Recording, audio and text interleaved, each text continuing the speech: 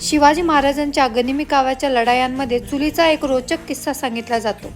एकदा स्वराज्यावर आक्रमण होण्याच्या भीतीने महाराजांनी त्यांच्या सैनिकांना आदेश दिला की जंगलात चुली पेटवताना धूर दिसणार नाही याची दक्षता घ्या, म्हणजे शत्रू त्यांचा माग काढू शकणार नाही. यासाठी सैनिकांनी उलटी चूल नावाची खास पद्धत वापरली, ज्यात चूल जमिनीखाली खोदली जात असे आणि धूर लपून राहत असे.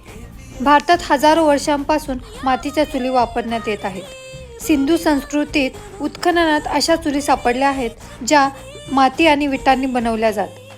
चुलीवर शिजवताना प्लास्टिक किंवा रासायनिक कोटिंग असलेली भांडी वापरली जात नाहीत. त्यामुळे विषारी घटक अन्नात मिसळण्याचा धोका कमी असतो. शिवाय लाकडाची किंवा गव्हाणाची आच अन्नात एक विशेष औषधी गुणधर्म निर्माण करते, जी शरीरासाठी हितकारक ठरते आणि मनाला आनंद देते व पारंपरिक संस्कृतीलाही जोडते.